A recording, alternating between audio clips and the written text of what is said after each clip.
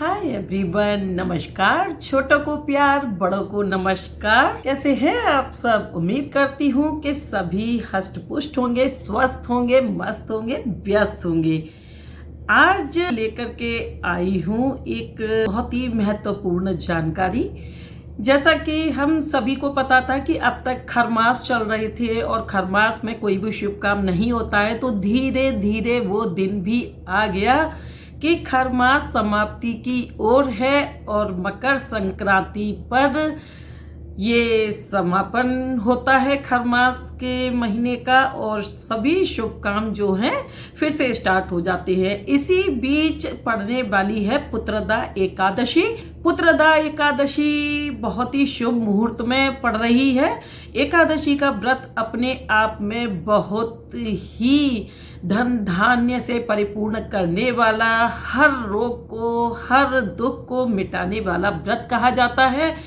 पातकी व्रत है, पापियों को तारने वाला व्रत है। भूल चूक में हमसे जो भी अपराध हो जाते हैं उन सब की क्षमा याचना का व्रत है। हर किसी को अपने जीवन काल में एक बार ये व्रत जरूर से करना चाहिए। बहुत ही ज़्यादा महत्वपूर्ण होता है हर इंसान के लिए इस व्रत का करना। उसी तरीके से इस व्रत का पारण करने के लिए जब हम एकादशी का संकल्प लेते हैं और एकादशी संपूर्ण कर लेते हैं, आपसे रहा जाता है तो आप रहे, नहीं रहा जाता तो अपने जीवन काल में ही इसका उद्यापन करना भी बहुत ज़रूरी होता है। अपना उद्यापन ज़रूर से करें।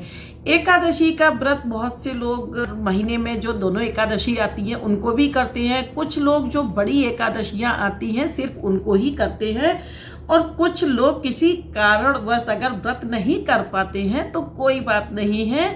कहते हैं ना कि दवा से ज़्यादा परहेज हमें स्वस्थ बनाता है। उसी तरीके से किसी भी व्रत का फल हमें जब मिलता है जब हम पूर्ण तरीके से उस व्रत को करते हैं।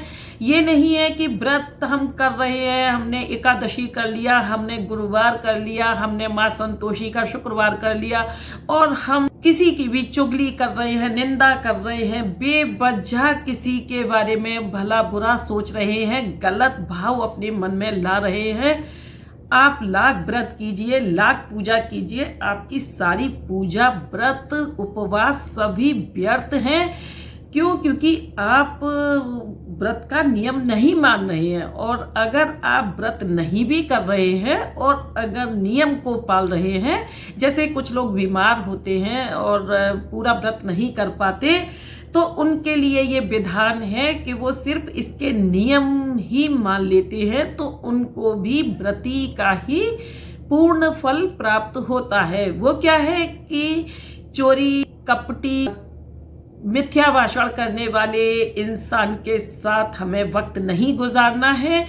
झूठे मक्कार इंसान के साथ भी हमें अपना वक्त नहीं गुजारना है, और किसी की निंदा नहीं करनी है, चुगली नहीं करनी है। किसी का चोरी, बेईमानी की नियत है किसी की तो उसके पास नहीं बैठना है, और खुद में भी हमें ये सारी चीज़ें नहीं लानी है। तो यहाँ पे इस नियम से ही आपको एकादशी का पूर्ण फल प्राप्त होगा। और अगर आप व्रत करते हैं तो बहुत अच्छा है। जैसा सभी कहते हैं कि एकादशी के व्रत में चावल वर्जित होता है, चावल के अलावा आप किसी का भी फलाहार बना के खा सकते हैं। बहुत से लोग श्यामक चावल खाते हैं। उस एक घास, एक वनस्पति होती है एक प्रकार की, उसमें से बनता है, वो नदियों के किनारे पे उगाया जाता है, उसका तो हम भोग लगा सकते हैं। आप एकादशी वाले दिन सूर्योदय से पहले उठें, नहा धोकर स्वच्छ वस्त्र पहनकर अपने मंदिर में जाएं और भगवान को शीश झुकाकर ये संकल्प ले ले कि प्रभु मैं आज जो है व्रत करने में सक्षम नहीं हूँ, मैं आज आपका व्रत नहीं कर सकता हूँ या कर सकती हूँ, लेकिन मैं पूरे दिन आज आपके व्रत का नियम जरूर पालूंगा या पालूंगी। और भगवान को भोग दे दें। भोग में नित्य पूजा आप करते हैं, उसी तरीके से नित्य पूजा अपनी कर दें और भगवान को भोग दें। विशेष प्रकार का भोग है। हर भगवान को हर एकादशी में अलग अलग तरीके का भोग लगाया जाता है, ऋतु फल अर्पित किए जाते हैं। और जैसे अभी गन्ने का रस चल रहा है तो गन्ने का रस भगवान को अर्पित किया जाता है, रस की खीर अर्पित की जाती है। इसी तरीके से भगवान के जो भोग होते हैं जिनसे भगवान थोड़ी सी ही चीज़ों में प्रसन्न हो जाते हैं, तो लड्डू गोपाल जी को हम माखन मिश्री का भोग तो लगाते ही लगाते हैं। इस बार पुत्रदा एकादशी पर भी आप भगवान का माखन का भोग लगा दीजिए। माखन तो हम सभी अपने घर में निकालते हैं, और नहीं है तो पहले से उसकी तैयारी करके रख लें। और भगवान को तुलसी पत्र के साथ माखन और मिश्री मिट्टी के किसी बर्तन में या चांदी के बर्तन में आप उनको भोग लगाएं। तुलसी जी के पत्ते एकादशी के दिन नहीं तोड़े जाते हैं, तो जो व्रती होते हैं या जो नियम बांधने वाले होते हैं वो पहले से ही इन सभी चीज़ों की व्यवस्था करके रख लेते हैं। ये प्रयोग मैंने खुद किया है, इसलिए मैं आप लोगों के साथ आज शेयर कर रही हूँ इसको। मैंने व्रत रख रखे हैं एकादशी के, तो और मैंने उद्यापन भी किए हैं, तो उन सभी की विधियां अच्छी तरीके से पता हैं। तो मुझे ऐसा लगता है कि मेरे आसपास काफ़ी सारे बहुत उम्र दराज जो लोग हैं वो पूछते हैं कि किस तरीके से इस व्रत को किया जाता है, तो मुझे लगता है कि आज आप लोगों के साथ शेयर करूं। एकादशी के दिन आपको बिल्कुल भी झूठ नहीं बोलना है, जितना बच सके उतना बच के रहें कि आपसे कोई भी ऐसा काम ना हो जिससे हमारे व्रत का नियम टूटे।